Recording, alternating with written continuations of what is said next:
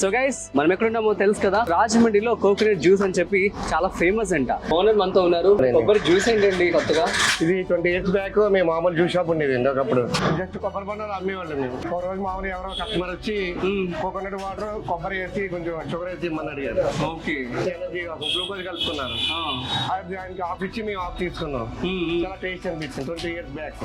Okay, అప్పుడు అది try చేస్తాం, చాలా బాగుంది. అప్పటి నుంచి కంటిన్యూ చేస్తాం. దీనికి సంబంధించి ఇన్వెస్ట్మెంట్ ఎలా అవుతూ ఉంటుంది? 2-3 lakhs ఉంటే సరిపోతుంది. మీకు షాప్ ఉంటే సరిపోదు. 2-3 lakhs ఎంత స్పేస్ అండి? 10/10 నేను. ఎక్కడ నుంచి తీసుకుంటూ ఉంటారు కొబ్బరి బొండాలు? మాకు ఇష్టపడాలి అంటే మొత్తం అమలాపురం, రాజనగరం, కొవ్వూరు ఎక్కువ కొబ్బరి తోటలు ఎక్కువండి.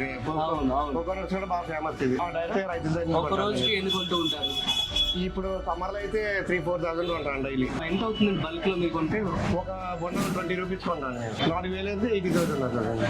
80,000 ఒక రోజుకి మీరు 80,000 పెట్టి కొంటారు. అంటే ఒక రోజుకి బిజినెస్ ఎంత రన్ అవుతూ ఉంటుంది? 1 lakh అవుతుందండి. అంటే నెలకి 30 లక్షలు, అన్ని ఖర్చులు పోగా 10% ఉంటుందండి. అంటే 3 లక్షల వరకు లాభం అంట.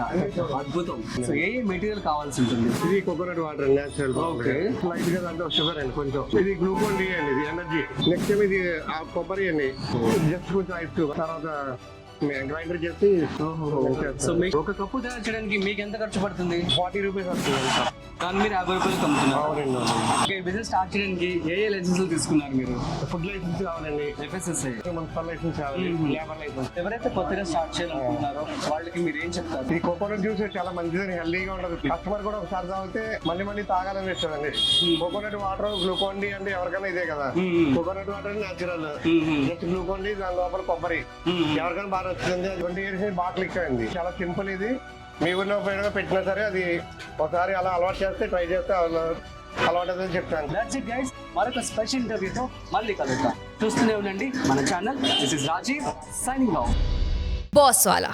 Be the boss.